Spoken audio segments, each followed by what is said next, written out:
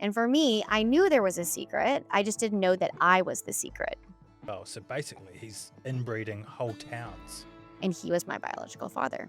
And like I said, people lie. DNA does not lie. Welcome back to the Andy Rowe Show. Eve Wiley is the product of fertility fraud. When her parents struggled to conceive, they selected an anonymous sperm donor. However, it would later be revealed that their fertility doctor had been leaving the room, producing his own sperm sample and inseminating it into Eve's mother. Buckle up, because this is a hell of a journey. This episode is brought to you by AG1. If you're like me and you find your morning routine more of a rush out the door than an opportunity to give your body the nourishment that it craves, then AG1 is for you. AG1's a daily health drink with over 70 vitamins, minerals and other ingredients, including gut-friendly bacteria, antioxidants, high-quality mushrooms and more. I just mix one scoop in with a glass of water and I know I'm giving my body the nourishment that it needs. It takes less than a minute and it makes a massive difference to how I feel. Head to drinkag1.com/Andy Rowe to order now and get yourself a free bottle of vitamin D3 and K2 and 5 free travel packs with your first order. That's drinkag1.com/Andy Rowe. And you'll also be helping out the podcast as well so I can make more of this content. Hope you enjoy the episode. Eve, thank you so much for coming on the show. Thanks for having me. Can you just give us a background on your early life? Like what was it like growing up, family? Paint us a picture of what it was like for little Eve and your family situation. Yes, so I am from a really small town in East Texas, rural America. It's called Center, and pretty much grew up on a farm in that rural part of America. I grew up with my mom and my dad, and I have an older sister and I have a little sister that's about 14 months younger than me. Um, so yeah, I mean, that's kind of, there wasn't anything super exciting on a farm in Texas. Okay, tell me about that. I mean, how many? I'm picturing you out looking after the chickens, riding your horses. Tell me what that looked like. All right, I'll paint that picture. So we lived like in kind of a neighborhood, and then there was like a tree farm. So there was the barn. We didn't have chickens, but we had lots of cows. We did have horses. It wasn't full Western movie type thing, but it was pretty close as far as growing up on a farm. And so you mentioned you've got one sister. Two sisters. One that's older. She's about 13 years older than me, and she has a different dad. And then I have a little sister who's 14 months younger. So there's a little bit of an age gap between my oldest one. And mum and dad? Tell me about mum and dad. So my mom, she was our school nurse growing up, and then my dad was a math teacher. He taught at the local college and he taught at the or not hospital, at the high school where my mom worked. So your parents had trouble conceiving, didn't they? Is that the gist of it? They did. They struggled with infertility. And this was in the 80s, so there was no internet. Unless you saw a billboard or it was word of mouth, it was really kind of hard to navigate through that. There wasn't Google to look up symptoms or even options. And at the time, infertility really wasn't discussed. It was very much stigmatized, and a lot of people had a lot of shame around infertility, particularly around male infertility factor. And so my mom went to her OBGYN, Dr. Kip McMorris, and they tested my father's sperm, and he had varicose veins around his testes. And so that limits sperm production and the motility of the sperm. So he went and had a surgery to take care of those varicose veins. And in theory, that was supposed to, allow for a higher level of sperm production. So at the time, my mom was a little bit older. It's so weird to say of advanced maternal age, but at the ripe age of 35, she was old, apparently. Yeah, that's geriatric as far as when it comes to giving birth. Geriatric is quite a confronting word for a woman in her mid-30s, isn't it? Totally. I mean, I had my last one at 35, and it was like, it was a hit to the ego to Oh, hear. gosh. I know that you're like, oh, your eggs are all shriveled up. So they did feel that kind of time crunch to get things kind of moving. And he told her, his recommendation was use a sperm donor. And, he didn't have, they had male infertility factor and then, advanced geriatric maternal age for her.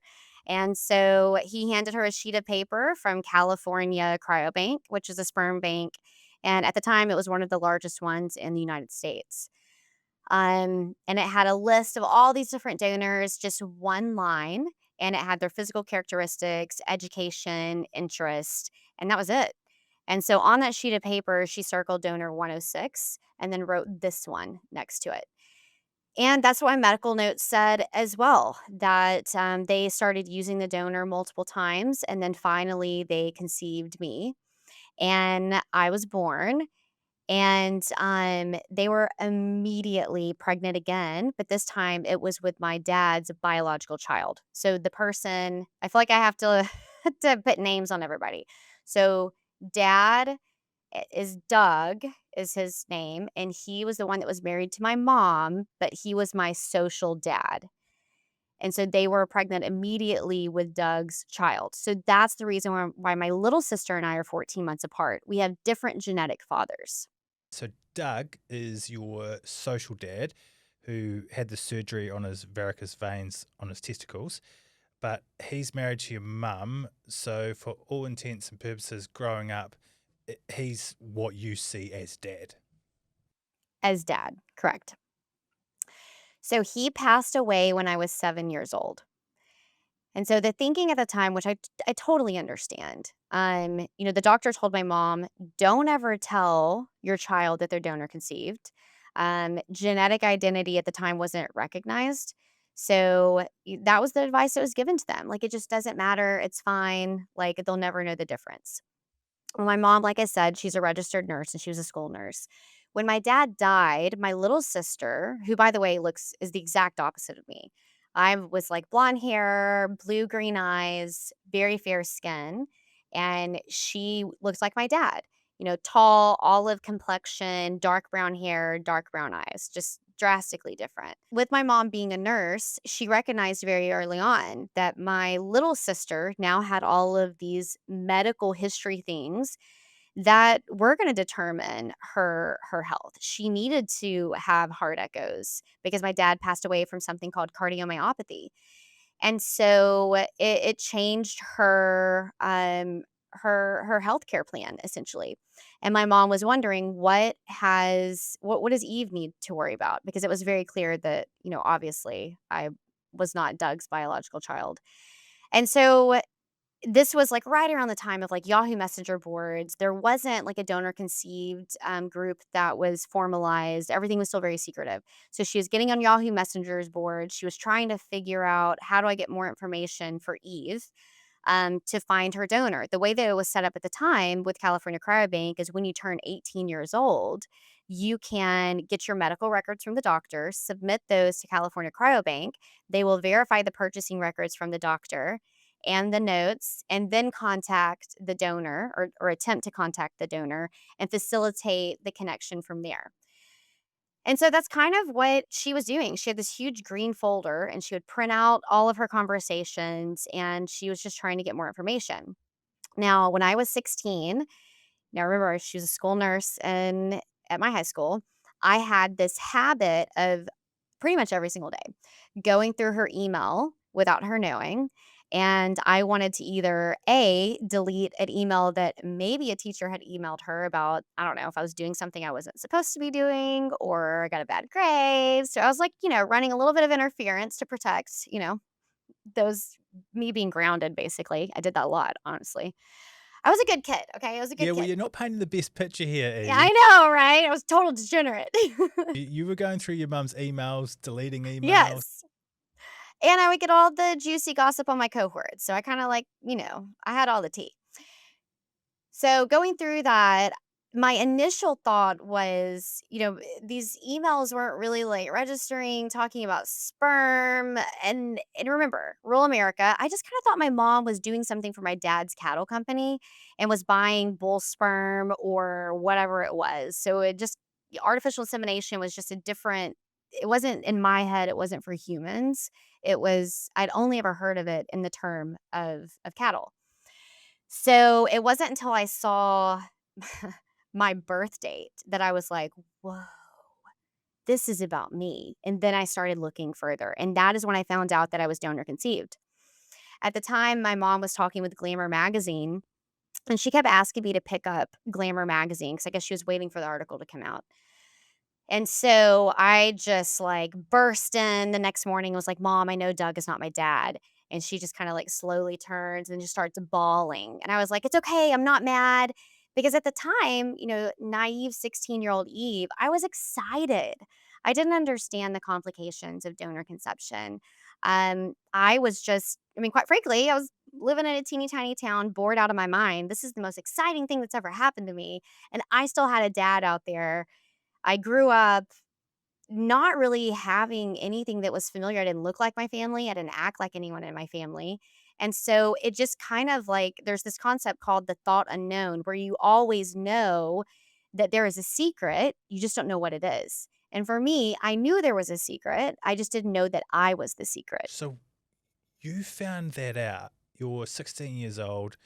There's no sadness or emotion. It's just excitement. You've got a dad that's out there that you can go and find and Hmm. get to know. At a very It was very positive for me, and I recognize that was such a different experience from a lot of people.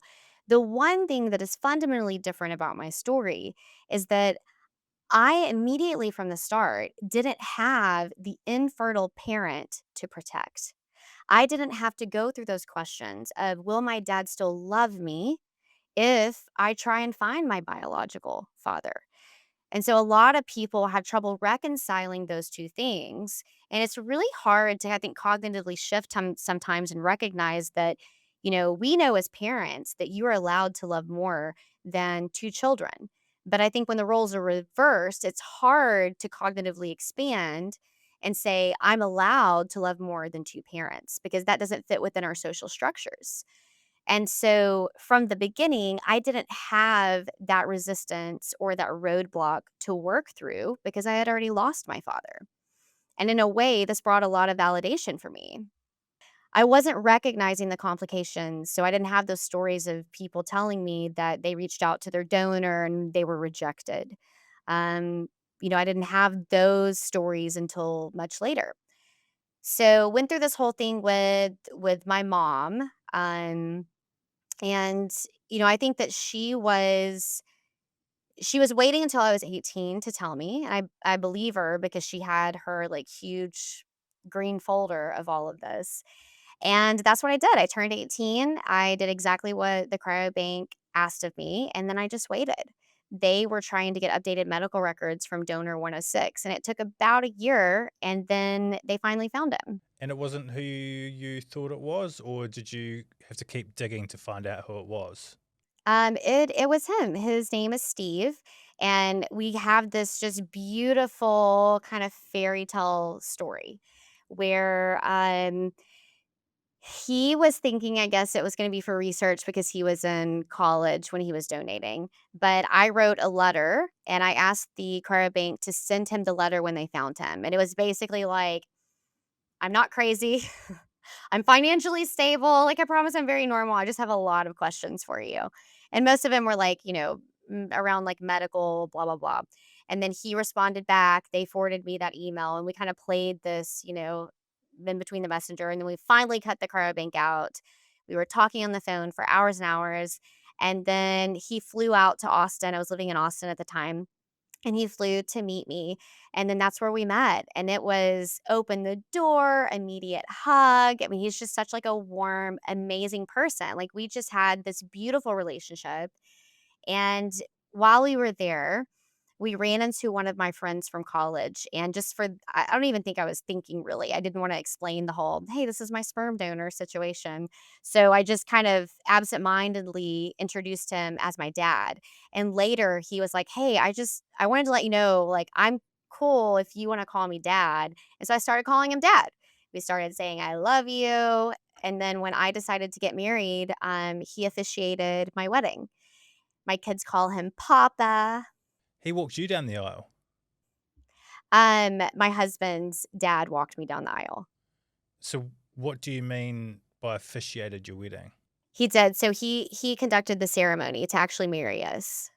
Mhm. Yep. So we didn't have a priest, we just had him as an officiant, and so he conducted the ceremony. We wanted him to have, like, kind of, like, honor everybody in the process, and I wanted him to be the one kind of bringing us together, instead of just walking me down the aisle. So, and it was beautiful. Like I said, my kids call him Papa, but, like every fairy tale, there is that dark twist, and this was no exception. I had my first son, Hutton, and, in 2014, and when he was about 3 years old, he was just had all these crazy medical issues that no one here in Dallas, in a major city, could figure out. He had something called pyloric stenosis, he had surgery, a pylorectomy. It didn't fix the thing, which is really rare. He had all these crazy food allergies, he wasn't eating real food, it was just a lot. So we started working with this functional medicine doctor, and he was like, "Hey, there's this newer kind of genetic test on the market called 23andMe Plus Health." And I had known about Ancestry, but in talking with California Cryobank, they had said that I did have several half siblings, but I was the oldest one. And so in my head, I was like, I'm the oldest one, so I still have a while until people are going to pop up. Commercial DNA testing was relatively new to the market. And I had a sick kid. I wasn't super interested at the time in finding my half siblings because I had already found my biological father and I was very content. And there was probably a part of me like I didn't want to share him. So there was a little bit of that too, I'll be honest. But through 23andMe Plus Health, there is the ancestry side of it. So the doctor calls me, I do it, my husband does it, and we swab my son. The doctor calls me and he says, "Eve, your son has celiac disease." And I was like, "What is that?" I had no idea what an autoimmune disorder was. Like, I had no idea. So he's walking me through this whole thing and he's like, "It's coming from you. And you have the variants too. They're just not like active variant. Like I don't have the symptoms of it." So I was like, "Nobody in my family has any of this. So I don't know. This is weird, but whatever. Tell me how to fix my kid." So celiac, is that a genetic thing? So it's passed down? It can be hereditary. So there are 3 genetic variants that make you more susceptible, to celiac disease. And so I had 2 of those variants, but they were what they call heterozygous, and Hutton had the homozygous. So, or maybe it was flip-flopped from that. So, I don't know. I guess I am like 1 virus away from having celiac disease is what I've been told. You can like a virus can trigger it essentially. So through that, we like get him well and all of that, and then I turn to the genetic side of it. And if you're not familiar with the website and the way that it reads, it'll say close family to first cousin. And so depending on the centimorgans of the degree in which you're related to a person, it's kind of hard because your half sibling can have the same centimorgans than like an aunt or uncle. And so that's why it's not a perfect science when it's that close. But I didn't know any of that. So we went on holiday and my mom was with us and she was like, "Eve, I think those are your half siblings." And I was like, "What? No way. That's crazy." And immediately start Facebook, Instagram, LinkedIn, and just start the whole process. Hang on. So So, you were on vacation, you saw some people that you thought looked like you, and your mum said that they're your half siblings. yes, because I was like, "Well," I was showing her all the different ones because my mom had taken it, my sister had taken it, and I was like, why am I more related to these people than I am to my sister?" And that's when my mom was like, "That's because those are your half siblings." The way that it was ranked. Because I was just assuming maybe they were first cousins and they were Steve's brother and sister's kids or something. I didn't know. So I start messaging with them and I talked to the first one and bless his sweet little redneck heart. Like he is from my area And I didn't wanna create the situation of, like, projecting my relationship with dad onto everyone else, recognizing that everybody is totally different. I didn't wanna come in and be like, "Oh my god, I found our daddy, everything's wonderful, we're gonna be one big happy family." I was not that naive, to be like, "Oh, y'all need to figure this out." So I called dad and said, "Hey, dad, there's a bunch of half siblings. Can you do 23andMe plus health? That way that you guys have like a platform to talk to each other and I'm not the messenger facilitating those conversations, essentially." He's like, "Yeah, I'm donor conceived." He's like, "I've known my whole life basically." And like I said, he's not the sharpest tool in the shed. And so he's like, "Yeah, it's that doctor, and I look just like him." And I'm like, "No, so that's not how it works because, like, the doctor actually does the procedure, so it's totally different." He's like, "No, that ain't it." And I'm like, "Okay. All right, bye." So there's that one. And then I talked to another one, and this should have been my first red flag, but it was a beige flag. Because remember, I'm like a golden retriever dog with this, like, super excited that I have half siblings. And he is 13 years older than me. That should have been my first clue, like, "Hey, I'm supposed to be the oldest." But I was like, "Whatever." So he's like, "I know I'm donor conceived. I don't know who the donor is." So, here I am thinking I'm giving him all this information. And, he lives in a different town and he's a lot more like me. So we had a lot to kind of talk about. But then his wife got mad. And so she didn't want him talking to me. So we couldn't talk anymore, which is a whole other thing. I mean, that is a whole other thing. I was like, "Girl, I've not tried to steal your husband, he's my brother." I was like, "Oh, okay, this is Hey, this what weird." happens in Texas stays in Texas. I mean, right? Well, hold on, this is not Oklahoma, it's a little bit different. So, then we come to the 3rd one. This guy, he's not on Instagram, he's not on Facebook. And so I find him on LinkedIn and I send him a message and I'm like, "Hey, are you the Adam," and I said his last name, "that's connected to me on 23andMe?" And he is like, "Let me go check. I haven't logged in forever." So he like logs in. He goes, "Yeah, I guess we're related somehow."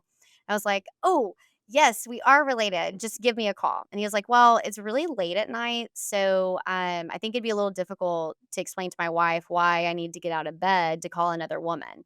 So I was like, me being impatient and impulsive, I was like, "Yeah, no, I totally get it. I just think I'm your half sister, so just give me a call whenever you're free tomorrow. Here's my number." And so he immediately calls me and he's like, "Okay, you have my attention. How do you think that I'm your half brother?" And so we go through the whole thing, and here I am thinking that I'm dropping this bomb on him because this is something that is typical in a non-parent expected result or misattributed parentage or in the donor conceived world is a lot of people when they take these tests, they don't know that they're donor conceived. And so there is always that person, that messenger that reveals the truth and it doesn't always go very well, right? Like it's a big bomb. So I thought I was dropping this on him, and he was very adamant. He's like, "No, I look like my mom and dad." I'm like, "Mhm, yep, we all think that we do." And I'm just kind of humoring him. I was like, "Well, okay, so people lie and DNA does not lie. So let's log on and look how we're related. Here's the centimorgans, blah, blah, blah, blah." So, in order for us to actually be first cousins, which is like the least amount we could be related, your uncle is my biological father. So, is your uncle Steve? And he said, "No, my uncle is Kim McMorris." My world stopped. Kim McMorris, Dr. Kim McMorris, my mom's fertility doctor. So, in this moment, I knew that only one thing was true, that that doctor swapped his sperm and used his own instead of donor 106, the sperm that my parents consented and selected. And he was my biological father. And like I said, people lie, DNA does not lie. This guy knew that the fertility doctor was his dad, and you knew that you were linked to this guy as a brother at this stage. Well, so he's actually a first cousin. So he is the nephew to the doctor. So we really were first cousins. I just thought that we were half siblings because of that close family to first cousins on the 23andMe. What do you do with that information straight away? You're on the phone when you realize this. Mhm.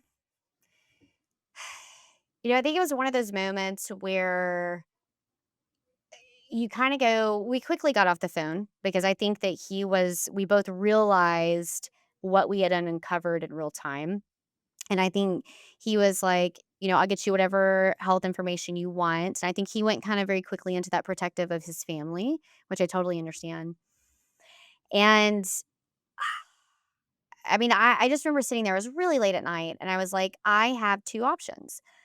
I can pretend like I never heard this and my life will go on and I will be the keeper of this secret and I don't have to disrupt anybody else's life because this isn't just about me anymore. This has directly impacted my child. This impacts my mom. This impacts, Steve, the donor, all of our half siblings. And I don't even know the scope of this situation. Should I be worried about my kids hooking up with their cousins and they don't know that? What is my health information? Because I'm operating under a completely different profile. And so I did exactly what I did when I was 16 years old is I marched up to my mom was watching a movie with my husband and my in-laws. And I went and I told her that I knew who my biological father was and it was not Steve. I have never seen anybody in shock before. My mom was in shock. She was defensive of him. He would never do this. He's like the nicest person ever. Steve is your dad. Defensive of the doctor. Mhm. Because she trusted that doctor so like we all do. We all trust our doctors. Yeah, you wouldn't want that news to be true. Of course you defend him. No, we have the medical That's not records. the information that you're readily accepting. Not at all. And she couldn't. She's like, "We have the medical records. We talked to the sperm bank. That's not who I picked out. He was my doctor. He was not my donor." I bet she said that 100 times. And I was like, "Mom, I know I know what you think, but I am telling you that DNA does not lie. People lie." And I had to show her over and over again. It was so much rumination over and over and over again. It was heartbreaking. But what I couldn't do is I couldn't call dad because I really had this kind of magical thinking of like, I knew that I was not gonna get another fairy tale story.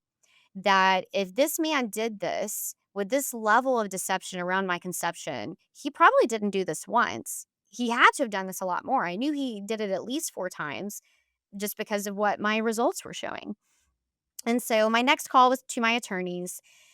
I was like, "Guys, this is crazy story. Like, listen to this." And they're like, "We've never heard anything like this. Let's see if there is a legal pathway here for you."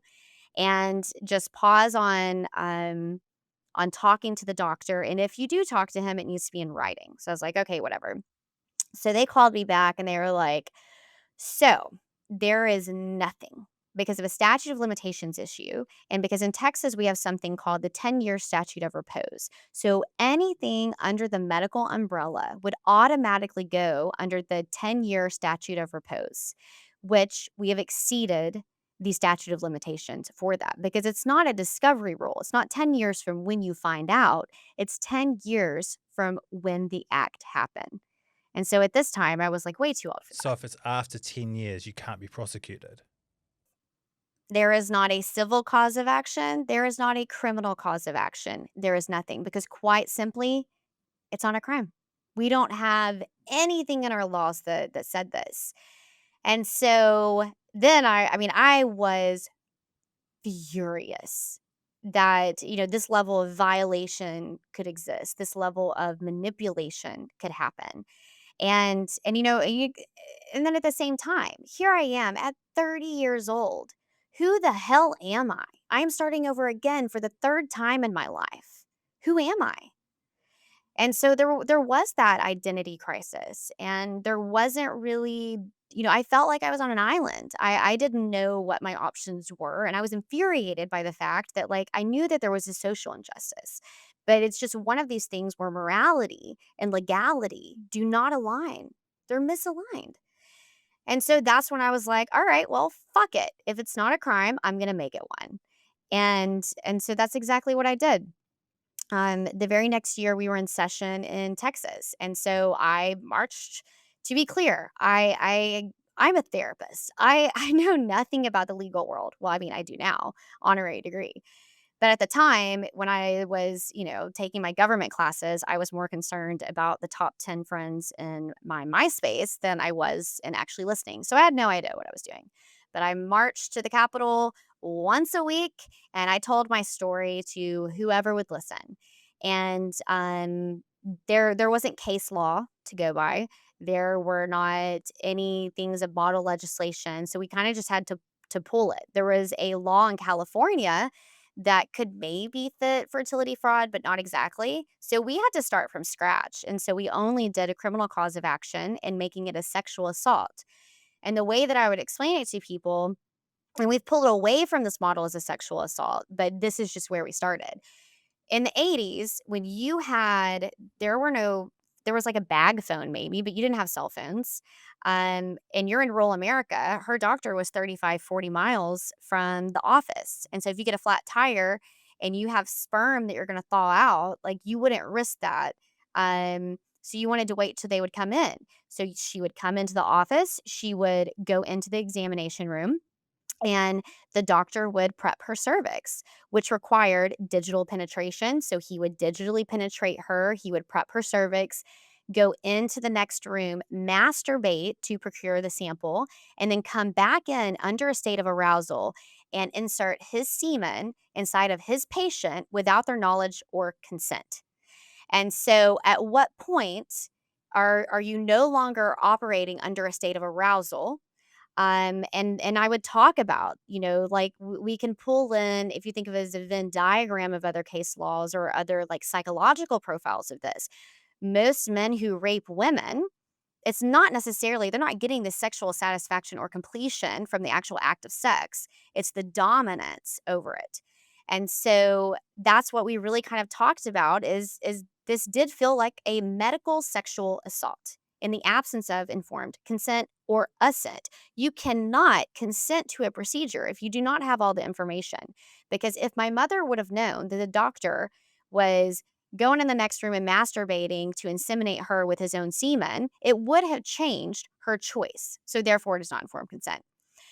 So we went through that whole process, and we didn't have a lot of time because the way that we are in the Texas legislature in session is about 5 months maybe.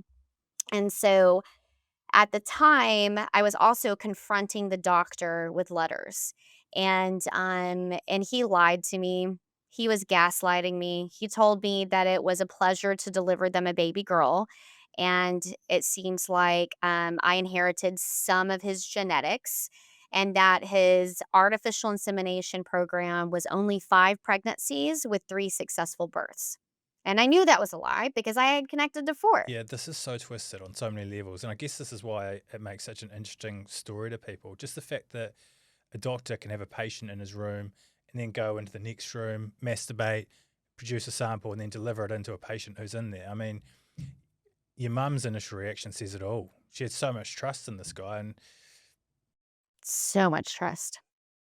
she would have, for so long, held that doctor up as someone that had delivered her this miracle that's you. And Mhm. that's how the picture of him would have been painted in her head. So, And it was. I mean, he's a guy Mhm, that's doing the most disgusting, despicable thing that you can imagine. And it's hard mhm. to quantify the impact of his actions. There's what he's done to your mum, there's your identity crisis, there's also the implications that this can have for your children and your grandchildren. There's an infinite impact of how this can impact so many people. Taking advantage. I'm just trying to like work through it and go like, what are the ramifications of what he's done? And there's not one specific thing. There's Mhm. so many. No, because the reason and this was the problem with it, is that he's saying, "Well, I was an anonymous donor." And I was like, "You are not an anonymous donor, because if you were anonymous, you would be anonymous to yourself, and you're not anonymous to yourself. That's not what that means. But when you're hiding behind the cloak of anonymity in a fertility industry that does not have regulations, you're allowed to get away with these things. And this was the most frustrating part of this. He was making decisions, not based on, what was best for my mom and my dad, even though they had a very clear path of what they wanted. It just he was interjecting himself in a way that was way outside of his Way, scope, way outside of his scope. way outside of his scope. But he's an anonymous donor, so it's, it's totally different, blah, blah, blah. And I was like, "No, it's really not." Like, this is really bad. Do you think that there might have been a genuine side to him that thought what he was doing everyone a favor and he was actually in some way doing God's work? Absolutely. I think that he thought this was coming from a place of altruism.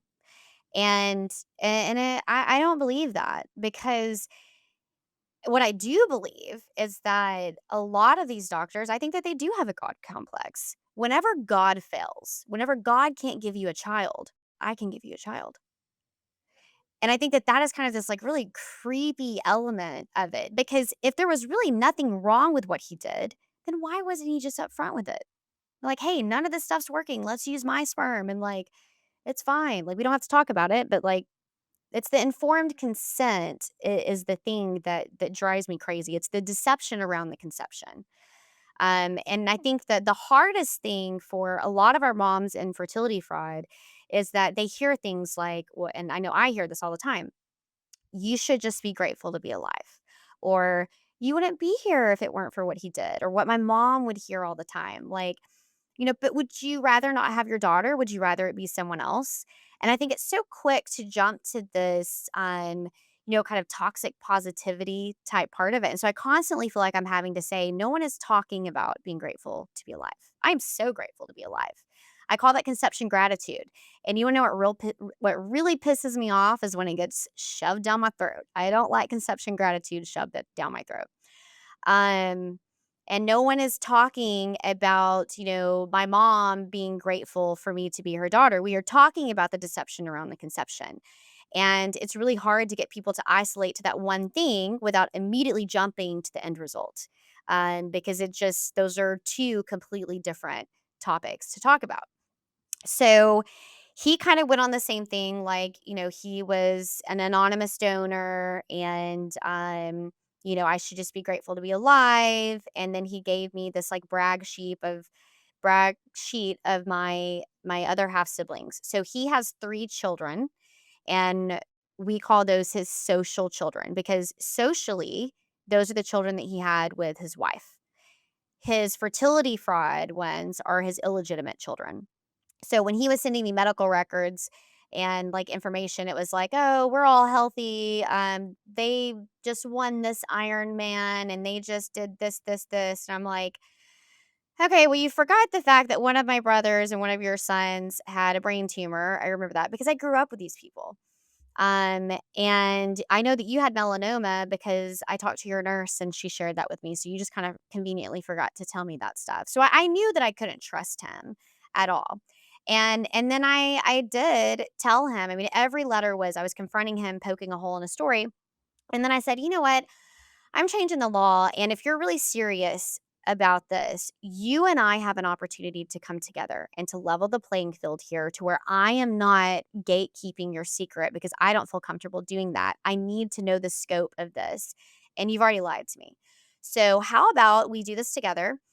And this is, very much my magical thinking Disney fairy tale princess. I recognize that. And we changed the law and we say this was the thinking at the time and it was wrong, but look at us rising above and doing this together and everything's wonderful. And we'll just put a really pretty therapy bow on it. It'll be great. Well, I didn't hear from him again. I heard from his attorney. So that kind of ended our dialogue there. So he's gone to ground at this point, Mhm. and you're at this stage and you're still trying to change the law, right? I am. So my very next meeting, I go with Representative Clardy, who is his representative in the area that we grew up, and he is Kim's closest friend. And I went to church with Mr. Clardy. I know his kids really well, like grew up with them. And so I'm just as a courtesy, I'm telling Mr. Clardy why he's seeing me there and, just kind of the story. And oh, at this time, I had a lobbyist too who was helping me kind of navigate this. And Travis is like, "Oh, I have heard this story, and it sounds like there was some consent, and it looks like it all worked out well for you." I was so triggered that he was commenting that my physical appearance should be atonement enough for this, that I was about to open my mouth to talk, and then he and my lobbyist got into a screaming match. And so I didn't have to even, like, defend myself. So at the end of it, he's like, "Your bill's not gonna pass." And so I stood up and I said, "Watch me." And I walked out of his office. So in that moment, he actually is the only reason this bill got passed. And I'm Mr. Clardy, thank you so much, honey. You just really did me a big old favor there. Because every single meeting I went to, they always ask, "Who is your opposition?" Well, I didn't have any opposition except for Mr. Clardy. And so then I got to tell that story every single time, and it pissed off so many people in his cohort.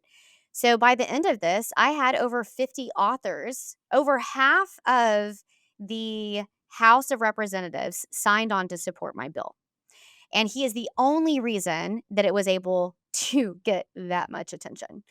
And so that's why, thank you, Mr. Clardy, once again. All of this would not have been possible without you. And it passed that year. It passed on the last day of legislation. And in 2019, it became a crime in Texas for a doctor to inseminate his patients without their knowledge or consent. So what's happened with the doctor now that you've got the bill passed in your state? Where's the doctor? Like, what's happened?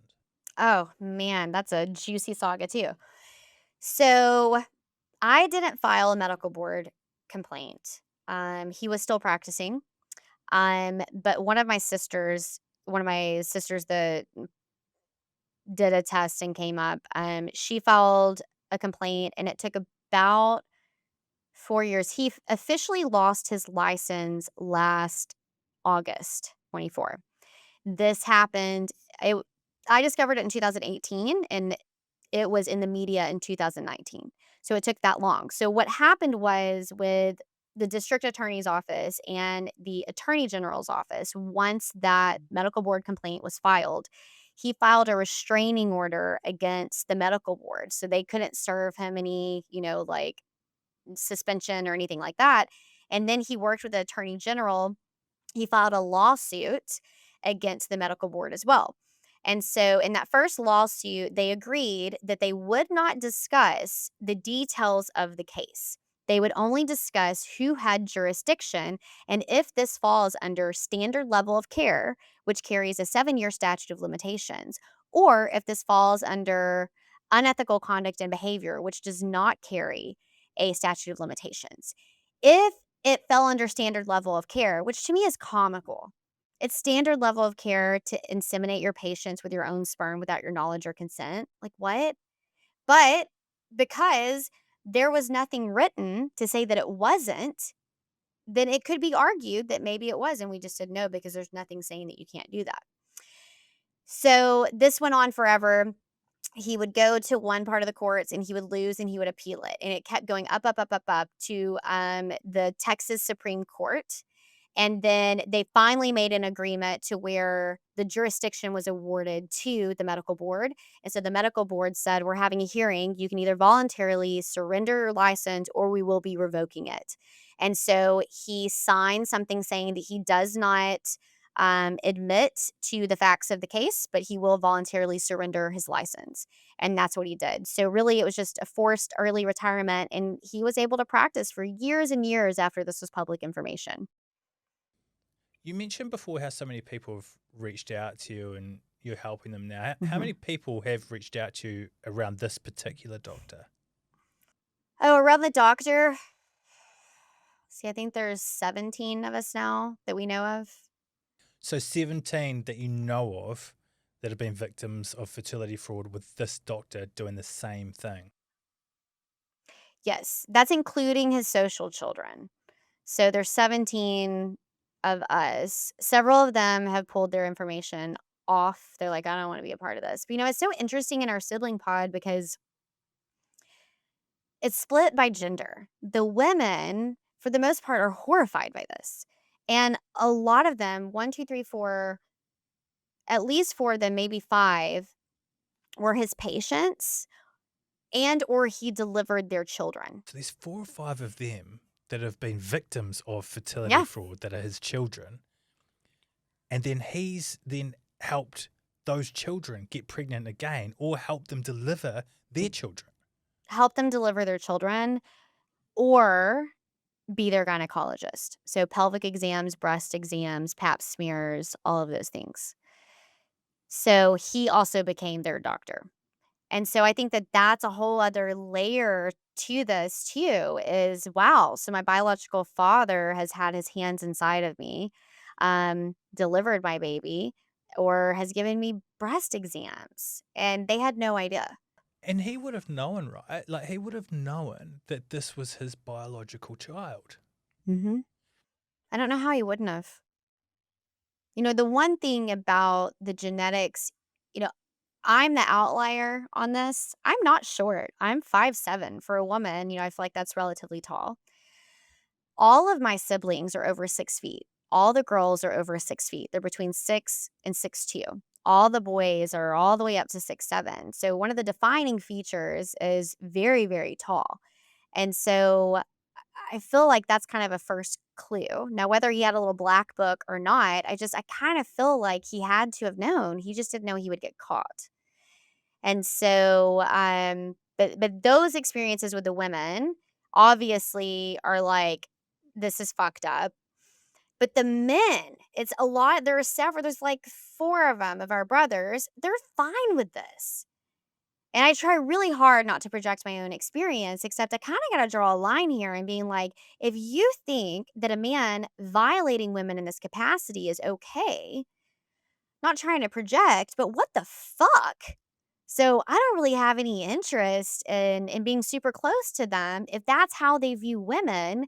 And why aren't they being protective of that? And that is like a whole moral character, like personality that like not even I can be flexible with. So a few months ago, the one brother, the very first one I talked to, the one that isn't the sharpest tool in the shed, he got married and Dr. McMorris was his best man, and then 2 of our brothers were his groomsmen. It's like, "Oh my god, this is just crazy." It's like a Jerry Springer show. So, biological father and then his 3 sons, all fertility fraud, all illegitimate, and I mean, it's so crazy. You can't make it up. So the guy that wasn't the sharpest tool in the shed, the first guy that you reached out to, he was okay with Uh-huh. everything and whatever. He just got married, and the Mhm. doctor, uh, uh, what's his name again? McMorris. Dr. McMorris. Kim. Mhm. He's the bad dude. He was at the Mhm. wedding with his biological sons as well. Yeah, as the best man, and then 2 other of the fertility fraud offspring were the groomsmen. He violated all of their mothers, and they're like, "Meh, whatever."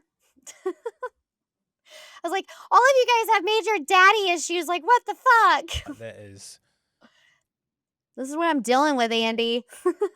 oh mate, you are dealing with some shit. And, I think to take it further, it's also important to understand what it's like in East Texas. This is like the Bible thumping belt. Everybody's at church when the doors are open. And, he is a good Christian man and he would never do this. So there is a lot of that too. He put himself consistently in places and positions of power, and he abused that every single time. Like I will never forget this letter to the editor. See if I can find it. It's wild.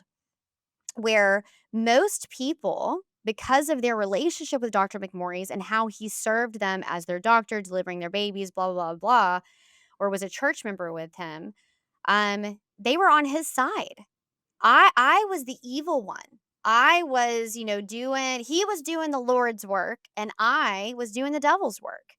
And that's what happens when you exist in this kind of toxic culture. If you are the female that stands up and you spit into the eye of the proverbial monster, they will circle the wagons around him and protect him. And that was honestly one of the hardest parts about this was seeing the community backlash of people supporting him. And even though there was so much of this evidence, like how could you consistently side with someone who treats women this way? I mean, you just assume that Christian values would be on your side, right? Okay, let me read this to you quickly. This is a letter to the editor, okay? Outrageous treatment of a respected doctor. That's the title. To use the word scandal and fraud in your headlines in the Sunday paper regarding Dr. Kim McMorris is outrageous. While I respect Eve Wiley's quest to find her paternal parentage, her inquiry is an emotional response was the prime point of your article. Now remember, you can't be an angry white woman. That can't happen. What about giving Dr. McMorris a respected, knowledgeable doctor, an upstanding Nacogdoches citizen, and faithful member of his church for decades, an equal and unbiased representation? Your coverage of Mrs. Wiley's emotional state and angry response to the situation was given much more space in Dr. McMorris' explanation. He answered her letter with compassion and gave her the facts that he had. That her mother does not remember the events, says Dr. McMorris' written records, is unfortunate, but it does not constitute fraud. Like, ma'am, that literally is falsification of documents. Like, that is fraud. Dr. McMorris is an example of the best that the medical profession has. He has given his life to caring for women's health issues. I am sure if you were to ask a majority of the women in Nacogdoches, you would find his name mentioned as their doctor or they know of him, and you would be hard pressed to hear of anything but the highest regard for him. He would not jeopardize his patients or his ethical commitment to his profession by doing something that was illegal. He was forthright about his actions and did not disobey the law. He explained his action to Mrs. Wiley's mother, but obeyed the law of a sperm bank's donor anonymity. He covered nothing up. At the end of a long and caring career, this is happening to him. Where is the admiration and appreciation of him as a citizen of Nacogdoches by this paper and the articles published? The fact that he is a conservative Christian man does not fit in the bottle of the media's liberal biased manners nowadays, even in small town America. Love, Joyce. Fuck you, Joyce. Was that kind of a good representation of the public and how they did react to it? 100%. It wasn't until more of my siblings came forward and more of that dialogue was happening in East Texas that the tide started to turn. You also featured in that Netflix doco about the man with Yes. 1,000 children. Dude, these guys are like whack-a-mole. Like, he's just one of hundreds of these serial donors. And this is my whole point when the fertility industry is constantly saying, we don't need to be regulated. Yes, we do. We need to be focused on increasing access to artificial reproductive technologies, giving a voice to the donor conceived people and doing it safely. Because what is ultimately happening is every time these stories come out about a fertility clinic, like the one a few days ago, like another embryo got swapped up. She had another couple's baby. This happens all the time. Every time that happens and sows more mistrust, it pushes people to unsafe places. And a lot of people will use the Facebook groups. And they're like, okay, well, I don't want to be that headline. So let me use my intuition. These guys are so manipulative. And they lie too. They're like, oh, I only have a few. And they have all these fake profiles. And then they well, but I met him, I felt good about it, and then really they have hundreds, if not thousands of offspring. The biodiversity concern of what Jonathan was doing is very concerning, especially when you look at the proximity of a lot of those half siblings. It is concerning. And he infiltrated several of the sperm banks. And so what happens is when you're exporting or importing sperm, they don't have to say, "Oh, we maxed out in the Netherlands, so now we're gonna go to Australia or New Zealand," and that count goes down to 0 because it's all de-identified information. Something else they do is while they're on a sperm tour, some of these sperm banks, like in Kenya or in Thailand or in Greece, they'll fly these serial sperm donors over knowing how high their sperm count is. They will pay for them to be there for several weeks to fill up their tanks. It's like an insurance policy. They'll sit on all of that sperm and then they'll export it. So old mate Jonathan would also go somewhere in Kenya. They'd put him up in a hotel, and then he would just be there for a week, masturbating into a jar, and then he'd get paid for the whole thing. But with a bunch of the serial sperm donors do that. And then they get to go sell that white sperm is de-identified. So people don't even know the identity of the donor to know that they are serial donors donating on the private or the public market. And a lot of these guys, like if you get on, you're gonna blow your mind. Go into like the New Zealand sperm donors or USA. There's a guy, Adam Hooper, who has like the World Sperm podcast, and he does his sperm tours too. He's a little more selective. Um, there's the guy on 90 Day Fiance, Kyle Gordy. Joe Donor, he was just doing a sperm tour in New Zealand. I actually reported him to immigration to see if he violated any visa, restrictions because New Zealand kicked Kyle Gordy out. They kicked him out. So Uh-huh. there's another guy that's come to New Zealand as a serial sperm donor. Yeah, look up Joe Donor on a sperm tour. Adam Hooper on a sperm tour. Simon Watson on a sperm tour. All sperm tours. And they post their sperm dates. And they get so many women. And then they're like everything in media that they do is free advertising for them. And so it's really hard to stop them because here's the thing. If you're a consenting adult and you say, "Yes, Jonathan, you have 1,000 kids." Let's just say has 1,000. He's only admitted to 650. All right, you have 650 kids. I'm totally cool with that. I still want your kid. Okay, whatever. You're two consenting adults. I don't agree with it. I think that's really stupid. But if you want to do that, at least you have the knowledge to make an informed decision. But that's not always what happens. And so I hear, just like that was that mini Me Too movement for me, the way that I got involved in this case with Jonathan is because the Australian couple saw one of my articles or some media that I did. Maybe it was like the 2020 or 60 Minutes. And they reached out to me and they were like, "Hey, we need help. This is what our case is." So then I pulled in a production company and connected them, and we couldn't name him because of Dutch privacy laws. And so I was like, "Oh, hell, well, in America, we can name whatever we want." And so I was like, "Well, let's just try and do it here." And so we talked to the New York Times, gave them all the information, and they wrote the article and they named him. Once he was named in the US, then every other outlet, it was no longer the Dutch serial sperm donor, it was his actual name. And so that was our way to inform, and then from there, you just started seeing the number climb, climb, climb, climb, climb, climb.